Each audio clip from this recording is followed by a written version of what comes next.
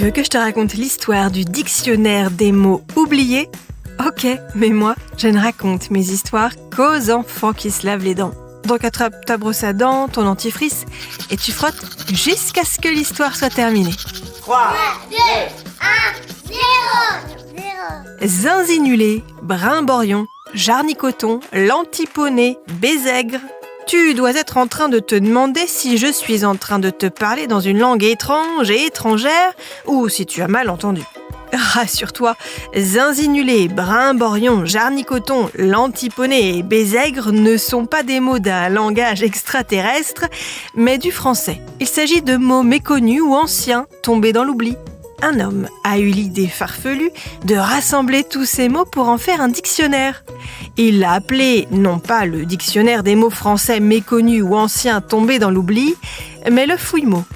Tu te demandes peut-être pourquoi il a eu l'idée de faire une chose pareille ? Après tout, ça sert à quoi d'aller chercher des mots qu'on ne dit jamais ?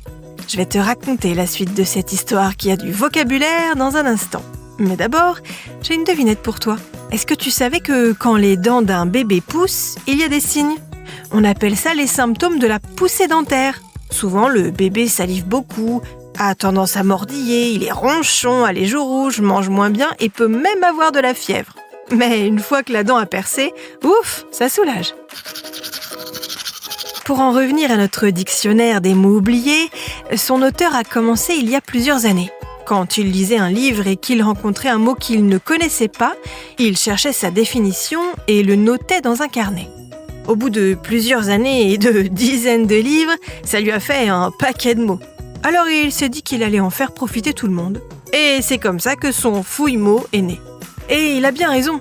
Eh oui, pourquoi se limiter aux quelques mots qu'on utilise tous les jours, alors que la langue française regorge de nuances, de subtilités et de termes qui permettent d'enrichir son vocabulaire et de varier son lexique. Par exemple, au lieu de dire que tu as aimé ce podcast, tu peux déclarer que tu en es friand ou que tu en raffoles, que tu es féru ou même amateur ou amatrice des dents et dodo. Bon, montre-moi un peu tes dents. Fais A, fais I. C'est pas mal ça, bien blanche comme il faut. Tant pis pour vous les caries. Allez, maintenant, au lit. Je vais pas aller me coucher. Retrouvez les épisodes des Dents et Dodo sur le site et l'application BFM TV et sur toutes les plateformes de streaming. Si cet épisode vous a plu, n'hésitez pas à lui donner une note, à vous abonner à la playlist et surtout à en parler autour de vous.